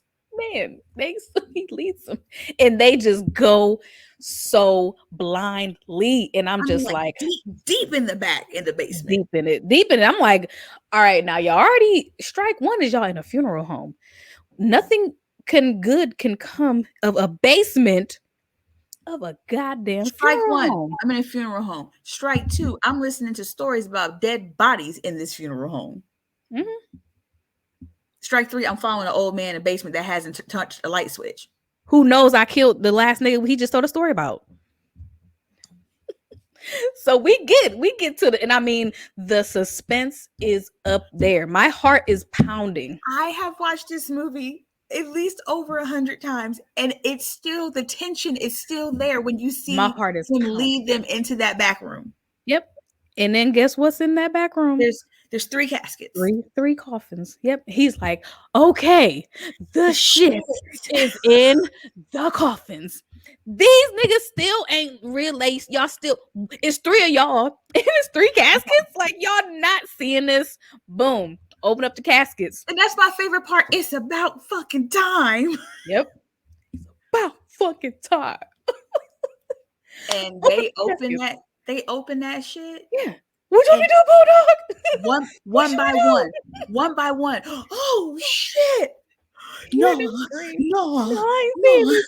I hear this. I ain't seen this. What the fuck? What should we do, Bulldog? He like, let's blast him. So they start trying to shoot this nigga, and like the guns turn red and fall out their hands. Oh, burning them. Yep. And they're like, what is this? And here we go. This ain't no funeral home. This ain't the Terradome. Welcome to hell. And they like, and that when he turned, I will go on record saying this now. For 10 good years after this movie was released, I could not, when he turned into the devil, I could not watch it. I would turn it off. Really? Yes. I did that well into my like teenage years. I would not watch him. It's the way he drags that motherfucker. He's sweating. His eyes bugged out. Sweaty. Like he gets sweatier throughout the movie. That man is perspiring with each story. Them curls around the edges was juicy. Okay. And I mean dripping sweat. And like the CGI like snake tongue comes out. Yep. And that's when I used to be like, all right, boop, I'm done going to bed. That's the best part of the movie. And he just like turns into the devil. Ooh. And the walls break away. And it's just flames. Yep. And the best part is that fucking score. That music. Yes. Whoever produced that score, some of the chef's kiss. Woo! Suspense. I mean, my heart was pounding. So even now as an adult, when I watch that part, I'm still like on the edge of my seat, like, and they're like cooking. Gosh. They're just like shaking. And you see like the people in the back. Oh. He's just having a good time. The devil is just having a good time. And then you realize you realize all the people that he's told these stories about are in hell too. That's why their bodies is there. Yes. And we skipped over this, but we did. He told them like, yeah, well, it seems as though, after y'all killed Crazy K, a couple of his homeboys came back and killed y'all. And I'm afraid y'all didn't make it. Boy. So that means they was dead when they pulled up to the, because when you go to Crazy K's segment, right, the 3 people that shot him get gunned down by the police. Mm-hmm. So you think, okay, well, this didn't really happen. Mm-hmm. So these people are still alive. Yep. So yeah. But the fact that everyone that he told stories about were these deplorable people means that their bodies got sent to hell too. Yep. He knows them personally. He knows all of them personally. They pulled up to hell. Yep. Ooh. And Stack, Bulldog, and Ball, they back there. Shaking like fucking ass on Saturday night. Man, they was crispy. And boom, that is how the movie ends. And it's like, welcome to, and then that's when the credits come and it's like, welcome to our mortuary, all that. And I'm just like, this movie is so good. Like, it's just so good. Oh, it's such a wild ride, but it's such a It fun is like your first time ride. watching it. It is like, yeah. Each story was short enough to where it wasn't heavy. Yeah. Because each story had a heavy undertone to it. Yeah, it definitely was heavy, but it was also parts that you could have fun with while still relaying the message. Yep. But by far the best wraparound in an anthology. Yeah. The best wraparound. The best ending. I love that ending. Like, those wraparound, like, I mean, I'm an anthology person. Like, I love Creep Show 1 and 2. I love my Tales from the Crypt. I love Tales of Halloween. I love All Hallows Eve. Like, I love anthologies. I still haven't found a wraparound story that captivates me like Welcome to My Mortuary. It just doesn't. Nope. And that all has to do with Clarence Williams III. Period. That man, like, listen, that man did his thing as Mr. Sims. I wish I really could have met that man. Like, you know what? It makes me so sad that he retired. Because they asked him to come out of retirement for Tales from the Hood too, and he turned them down. And they were willing to pay him whatever he wanted. And he was like, "Look, I'm old. I'm not doing this anymore." Yep. And I love Keith David. I think he did a great job as a variation of Mr. Sims.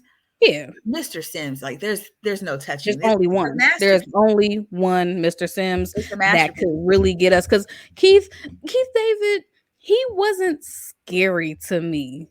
Keith David is always scary to me. Look, he wasn't scary to me in Tales from the Hood too. I have been a fan of Keith David for a very long time. I have loved Keith David from They Live to The Thing. Like, he's a horror movie icon. I love him as Dr. Facilier in Princess and the Frog. Yes. Right? Yes. I love the nigga in ATL as the villain. That nigga has a very long list too on his resume. And it's all good roles. Right. He's even a villain. He plays a good villain. Like I said, he's a great villain. He's a horror Clifton Powell to me. So I love Keith David, and I thought he did a good job. He did. It's just compared to Mr. Sims. Yeah, he didn't scare me because Mr. Sims had that eccentric kind of thing going on too. He had the creepy kind of guy. He had the creepy eyes, Like, yeah, he's the kind of old man that scared you at church as a kid. Yeah, absolutely. Absolutely. Or that guy outside your corner store that probably wouldn't hurt you, but on the right day, he might snap. He might snap. Like, I don't know. But yeah, Keith David did a great job too. I like his Welcome to Hell too. His Welcome to Hell wasn't scary. It wasn't terrible, but it wasn't terrifying. I promise you, I feel like Keith David purely got hired because of his ability to say the shit, because he said that shit perfectly. He said the shit so perfectly. So, oh yes, the shit. Yeah. I love it. I fucking love it. And the fact that they got Tony Todd to do part 3, it's like, all right. To say about no Tony Todd, baby. Tony Todd is a living legend. I want to meet him one day. That's one of the coolest motherfucking cats on the planet. He drinks Thai iced tea. He be minding his business and moisturizing his skin. Okay, that is Black royalty. Yep, we got to protect him at all costs. At all costs. I will have a full-on funeral service for Candyman when he passes away. Yeah, for sure. I will be releasing bees. Like, I'm gonna have the whole thing because that man is royalty. Like I said, him and Keith David and Keenan's dad from Keenan and Kel. Yes, Black horror royalty. Black horror royalty. Can't say nothing bad about none of those men, none of those movies. Tales from the Hood holds a special place in my heart because it was the first horror movie that I got to see as a Black person, about Black people, about Black things, about growing up in a not so great neighborhood like I did, dealing with the domestic violence that I dealt with my dad, like dealing with so many of these things that I experienced as a child all the way up into being an adult. Like, I have friends that I've lost that were doing criminal activity that I've lost on the way to jail or through death. I have a situation with my dad. You know what I'm saying? I've dealt with overly racist people. We've had a racist president. Like, there's so many things about this movie that the movie was not well received because it was way ahead of its time. It But was. It was. It definitely was. Reading the reviews about this movie oh was yeah, wild to me because, we already know that mainstream is not generally for us. no. Um, because this is at a time where the white movies, they're making 100 million plus. Back in the 90s, that was a big deal. After killing the black person first, After always killing or the black person or first, the spiritual sacrificial Negro. of course, of So there course. wasn't a lot of room for black people in horror. Oh no, not black, not in the fact that the production, like everything about this movie was blackety black, black, black. The This writer, the this was director, definitely the production company. this movie is definitely a time capsule Absolutely. of that black renaissance in Hollywood. That's when we had your Living Singles and your Mm-hmm. Martins, and Mm-hmm. UPN had just started up. So Yep. like kind of like how now we've had a resurgence of all black everything. Yep. We were the first people to experience all black everything on your TV. Yep. Yep. When So yeah. that was when black was marketable in the 90s. Yeah. And it was being profitable because, like you said, they recovered their budget Mm-hmm. of 6 million, Yeah. which was unheard of back just for black films. And they not only they damn near doubled their budget. So And then that was a success for them. and that was definitely a time where everything was from the hood. Yep. Like Yep. you tack the hood on it, and that was what it was. Mm-hmm. Like middle America was obsessed with the violence in the Yep. hood. Rap music was becoming a really big thing with your Biggie and your Tupac. It was right before they died. Like Yep. everybody was obsessed with the black The hood. experience in the hood. Yeah. Yeah. So there, this movie was ahead of its time. I like 10 out of 10. It's across the board, Everything. baby. Across the board, 10, 10. 10 years from now, it's still gonna be a 10. 20 years from now, still gonna be a 10. Like, I have nothing bad to say about this film ever. Ever, And it's ever, ever. crazy that it's like it's our generation that's like here's this movie. And like I said, now like all the popular like white YouTubers are picking up on Tales from the Hood. Like I'm seeing it Mhm. pop up so much in my feed now, and I'm like, Yeah. and it's weird. I have a bittersweet experience with it, seeing like white males commentate on this movie that is so near and dear to my heart with an experience they'll never understand. Yeah. But then I appreciate that they're giving it the praise that it deserves. Yeah. Yeah. And calling attention to like this is something you need to see. Yeah. Yeah. Because, in every kind of whatever lane you in, when a white person says it, then it's like, oh yeah. It's legitimized. Yeah, like, okay, it's legit. Like, let's check it out. Black people, we've been talking about it for This decades. movie's for decades.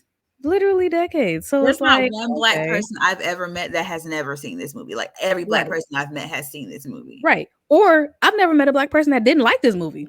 Because I will go tooth and nail for anybody who does not like this movie. I will go tooth and nail.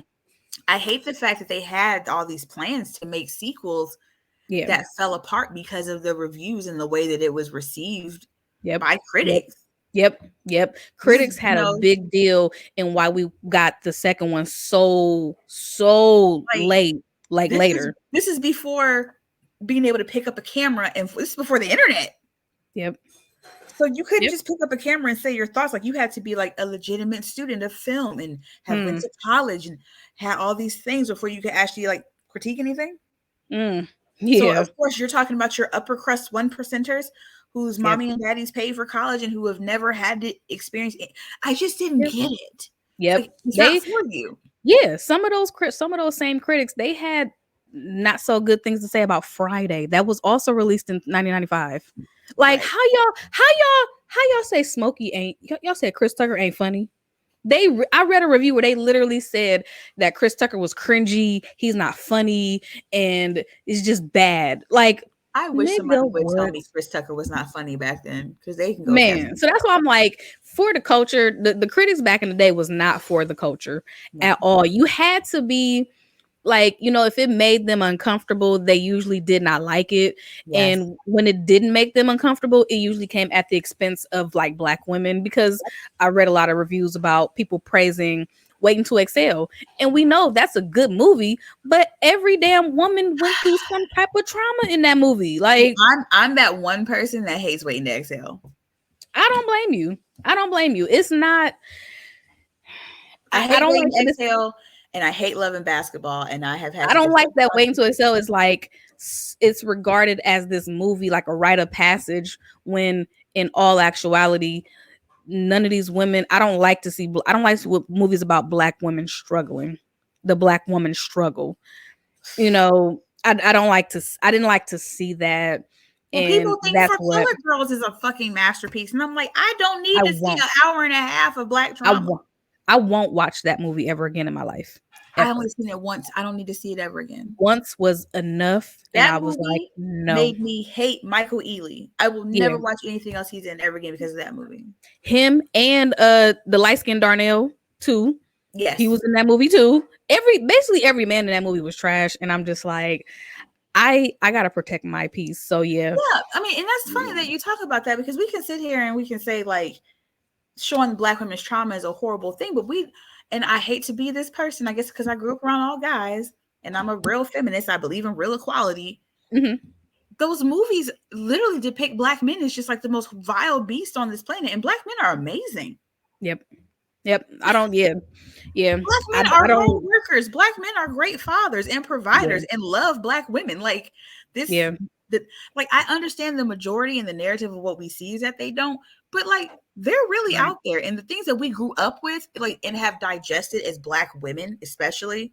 Mm-hmm. I see why so many black women hate black men internally. Because when you grow up with your Waiting to Exhales and your For Colored Girls, the 90s was all about men versus women, black men versus women. And it's now it's the same thing. It's just on your computer screen and your phone, pretty much. So it's like I don't like I don't praise movies like that because it doesn't do us any justice. I think that is the brilliance of Tales from the Hood because it is displaying black trauma in a horrific way, the way it's supposed to be seen.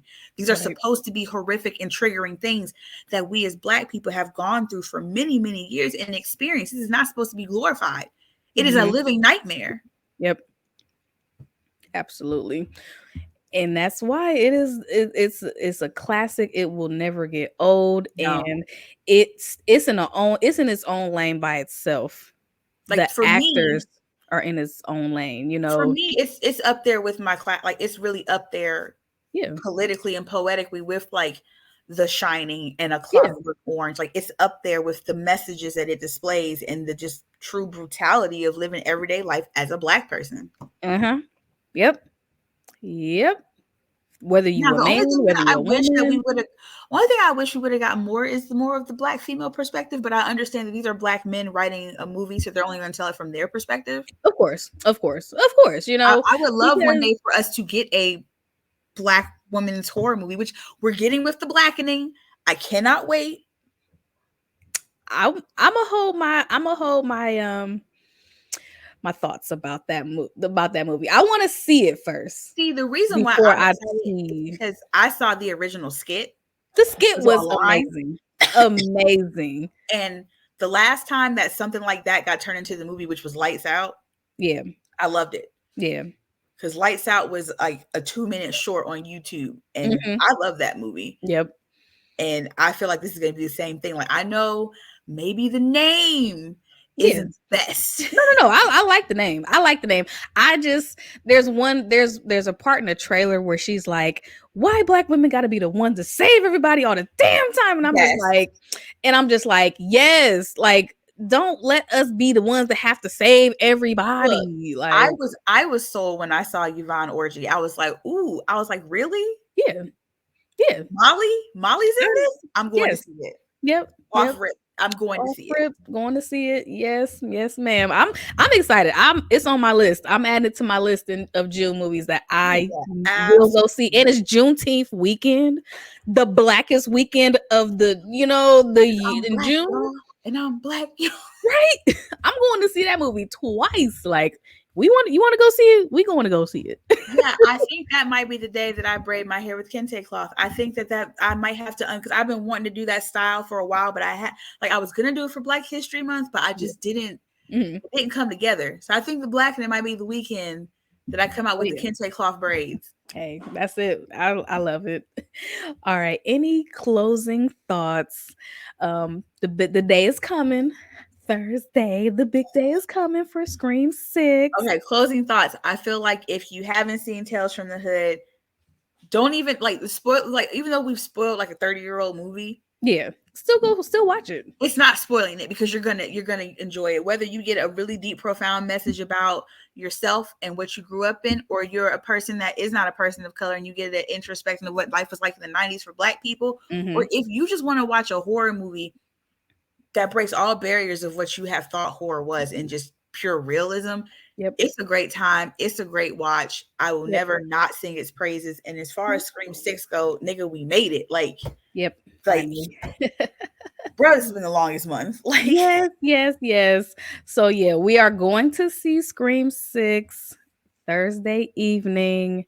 Are we going to do a spoiler-free kind of like out the theater reaction? I really think we need to do spoiler-free reaction, like I said, and then the next video after that is our spoiler review, because I like giving people time to watch the movie. And absolutely, you know, I like spoilers. Not everybody else likes spoilers, and this is for the audience, not for you know what I mean. So I rather give people time. And then they can, you know, after we see it, then I want to see all the spoilers. I'm gonna follow. I follow a few bigger creators that I'm like, all right, I want to see what they thought about it because I know how I feel about it. So yes, I will literally be watching. We watched the movie because Mike and Jay are my homies. I love them. So they give the best spoiler reviews. Yes. So I will be watching that myself to see what other people think. But I want to go into this with a clear mind because 5 got really spoiled for me. And I feel like I've literally avoided everything these past couple weeks. Like I've been ducking. Like I've been off the pages. I haven't been clicking on any videos. Yeah, me too. I want to be blown away. So expectations up high? No, they're not high. They are from where we left off at 5. That's where I'm leaving it. Okay, like, I didn't hate it. I might not love it, but I might not hate it either. Right. Okay. As long as they get, I mean, this is Ghostface in New York. They gotta bring it, or they could have left that shit on the cutting room floor. That's how I feel about it. If you're taking him out of Woodsboro, and putting him in New York, because you know New York is where horror characters go to die. So this is make or break, and I feel like based off of what we did in 5, I have hope they can pull it off. I do. I hope so too. They make some smart expectations. You know, my expectations are high. I'm not even gonna lie to you. My expectations are high. I have my own theories. I have my own predictions. Yes. So we will save that for the spoiler filled. No, I mean, we can go ahead and do predictions now. I mean, it's like I wanted to be somebody related to the Mockers. Don't know if we're gonna get that. Yeah, I think Gail. I don't think Gail is gonna make it out of this one. I think I've said that before already. Yes, you have. I don't think she's gonna make it out of this one. I'm looking for her to be killed, end up like Laurie Strode in 2018 in the hospital on a cliffhanger, or kidnapped. Yeah. Right. Because they said that 6 is tied into 7. If I had to put a finger on it, I'm thinking that Kirby is a red herring or a helper. Just based off of her connection to Ghostface and her connection to the police force, because who else would have access to all that shit in the shrine? So that's I'm giving it that, and I'm looking at Sam Carpenter losing her noodles by the end of 7. I think so too. I think we're going to see a Ghostface. I think we're seeing the origins of a Ghostface in real time. Yeah. I want to be. I really want to be caught left field by whoever the killer is. Like, you know, I don't want to be right in my predictions, but it's they better give me better than Richie and Amber. Yeah. I think across the board, like all the fans are like, you got to give us better than Richie and Amber. Yeah, because it just wasn't. It just like I was surprised, but then it's like I had more questions after that. I had well, yeah, because it started becoming like very clear, but I had more questions than I had answers, and that's where you don't want to leave me as a viewer. I shouldn't have more questions than I have answers. You made me do too much work. Like I don't want to do all this work. The moment I saw that Amber had a hard on for Sam, I knew she was Ghostface. Yeah, yeah. And I still hate that. I still hate that. I just don't like that girl. Like I just And don't the like moment that that girl. Dewey called out the boyfriend, I was like, oh, like I said, I the mean, yeah, voice they that said it. Dewey, Like, you knew. yeah, So yeah. I feel like if they don't give us better killers, because that's been the number one complaint is the hallucinations, right? And the killers. Mm-hmm. If they don't give us better killers, I think people are going to abandon part 7. I think we're going to be done with it. Yeah. Yeah, we'll see. I'm excited either way, though. I'm excited. I got my Ghostface shirt already. All right, I'm excited. I'm excited. I finally got the USB drive, so I have the other episodes. I'll include this one. I'll have it for you on Thursday on the flash drive, so you can do your thing with it. Because like I said, my Google Gmail is not letting me send it. It's saying too much. I'm gonna have a long weekend ahead of me. Yep. So yeah, that is it, guys. We are clocking out at an hour and 50 minutes. Yes. Great. I'm surprised it wasn't 2 hours because we can go. We're definitely coming back Thursday night. It's gonna be on the later side because we're coming from the movies. Yep. So probably like close to like 11ish. Yeah. So you can definitely catch us on our page on Facebook to rewatch or watch for the first time our live streams. Yep. And then we are taking a little break. Yes, we need a break. We've been going hard. We've been going hard for like what 8-9 weeks now. Yes. So unfortunately, we are not going to be able to do the St. Patrick's episode. I've got some other obligations that I have to handle, and I want to get our YouTube up and running so that way we can do it there. Because I did find out that you can actually do lives on YouTube. I just found this out. Oh yeah. So yeah, I really want to get our page up and running so people can, because nobody wants to hold their phone all day. I know I watch YouTube on the TV. So if you guys want to follow us other places and other platforms, you guys should be able to watch us on your TV. Yes. While you're cooking, while you're dealing with your kids. That's gonna be a big deal. Right. While you greasing your scalp. Like we just want to be there for you. Right. Baby. That's it. That's easy peasy. So we just want to give you that female Black horror content that you've been craving. Yes. So yeah, check back in with us this Thursday evening coming up, and then we will have we're gonna take a week break hiatus, and then we'll be back. Let me look at the date. What date is that gonna be? We will be back March 20th. Yes, we'll be back March 20th. So y'all with our spoiler review. So we're literally giving you a whole week. Yeah, to go see it before we spoil it, because we really are. We're dedicated to you guys, and we don't want to ruin it for you. Yep, because we're gonna come back like you have already seen it. Front, back, we're gonna spoil it for up, down, left, right, all of it. So yes, thank you to everybody who's listening. Oh, hi Nazi.